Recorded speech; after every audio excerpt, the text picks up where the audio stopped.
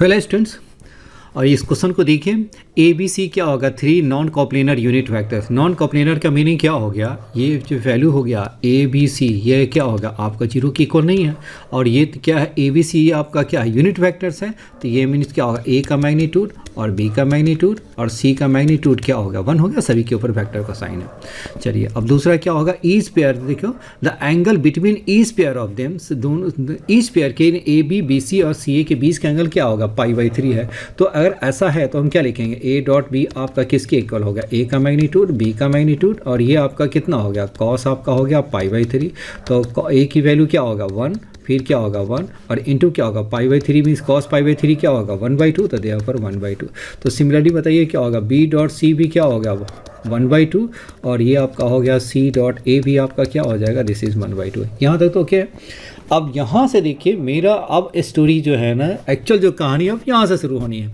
अब देखिए अब आपका क्या है? ये आपका ए क्रॉस बी, बी क्रॉस सी है। अब इसको देखिए, इससे पहले मैं लिख लेता हूँ कि क्या मैंने बड़ी अच्छी तरह बिल्कुल है, इसका पिक्चर भी नहीं आया है।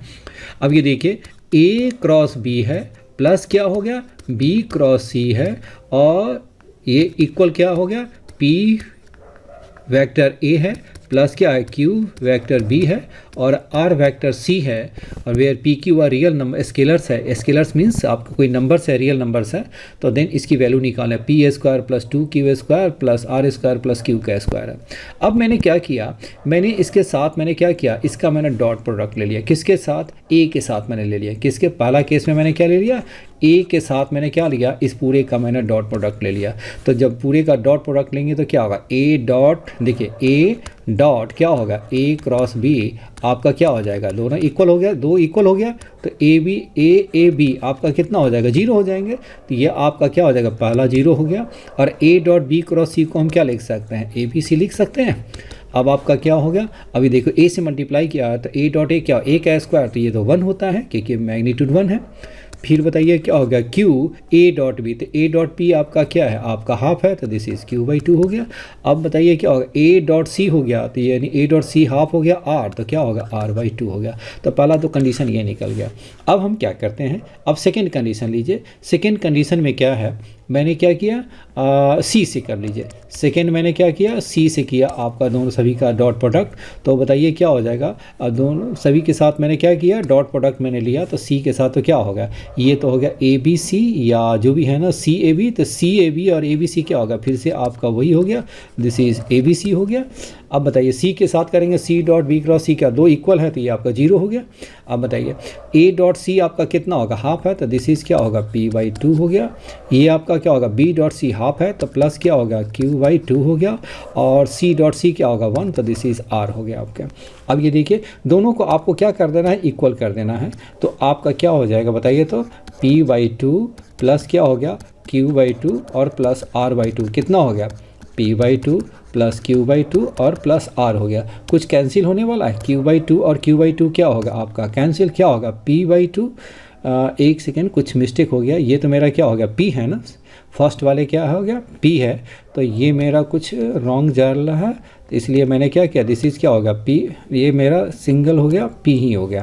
तो ये P Q/2 प्लस R/2, और ये मेरा क्या हो गया? P/2 Q/2 R हो गया। तो P और P/2 कितना हो गया? ये हो गया P/2, और R है तो क्या होगा? R/2। तो दैट मीन्स क्या हो गया आपका? ये मेरा P है, तो दैट मीन्स क्या होगा? P इज इक्वल क्या हो गया? R हो गया। राइट है। अब नेक्स्ट बताइए। अब देखिए एक चीज़ में लेना भूल कर, ए के साथ डॉट ले लिया। इसको किससे? इसका मैंने ले लिया किसके साथ? ए के साथ डॉट ले लिया, सी के साथ ले। अब हम क्या लेते हैं? बी के साथ लीजिए। तो जब वो बी के साथ जब हम डॉट लेंगे तो बताइए क्या हो जाएगा? दोनों साइड बी के साथ डॉट लेंगे तो ये वाला पार्ट क्या होगा? B dot A cross B, तो ये क्या होगा? 0 हो गया। फिर बताइए क्या होगा? बी डॉट बी क्रॉस सी, ये भी हो गया, 0 हो गया। अब नेक्स्ट क्या हो जाएगा? अब देखिए अब इसके साथ क्या क्या होगा? बी डॉट ए हो गया, तो B dot A dot B क्या होगा? हाफ ही। इसकी वैल्यू क्या हो गया? हाफ है आपके। तो ये हम क्या लिखेंगे? P/2 हो गया। फिर बताइए बी के साथ क्या हो गया? बी डॉट बी, बी का स्क्वायर, तो मैग्नीट्यूड 1 है, तो प्लस क्या हो गया? Q हो गया। फिर क्या हो गया? सी डॉट बी क्या होगा? हाफ, प्लस क्या होगा? R/2 हो गया। जी राइट है।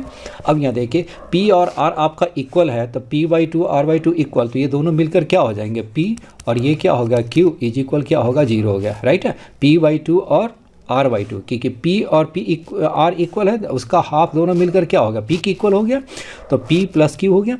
अब ये देखिए, तो देयरफॉर आपके जो वैल्यू हो गया आपका क्या होगा, q इज इक्वल क्या लिखेंगे, माइनस p आ गया आपका, राइट है। अब आ जाइए क्वेश्चन पे, अब ये क्या वैल्यू फाइंड करना है, आपकी जो वैल्यू जो फाइंड करना है वो क्या है आपका, p का स्क्वायर। अब मुझे एक्चुअल जो वैल्यू किसकी वैल्यू फाइंड करनी है, यही है ना, ज़रा सा मैं इसीलिए अच्छी तरह लिख देता हूँ, p square plus 2q square plus r square upon क्या है, q का स्क्वायर, राइट है। अब ये बताइए, अब ये क्या हो गया आपका p का स्क्वायर, तो p को p स्क्वायर ही रहने दीजिए, q का स्क्वायर, तो q आपका कितना हो गया, माइनस p, तो वो भी मेरा क्या होगा 2p का स्क्वायर। फिर बताइए r का, r मेरा किसके इक्वल है, r मेरा p के इक्वल है, तो देयरफॉर क्या होगा, दिस इज p का स्क्वायर अपॉन बताइए क्या हो गया, q भी मेरा p का स्क्वायर है, तो यानी ये मेरा कितना हो गया 4p स्क्वायर बाई क्या हो गया, p का स्क्वायर हो गया, तो ये आपका कैंसिल होकर क्या होगा 4, तो देयरफॉर इसका जो आंसर हो गया, ये मेरा आंसर हो गया 4, राइट है। क्वेश्चन थोड़ी आसान भी थे, ये क्वेश्चन IIT में भी आ चुका है, वो JEE मेन के लिए भी इम्पॉर्टेंट क्वेश्चन है। Okay, thank you.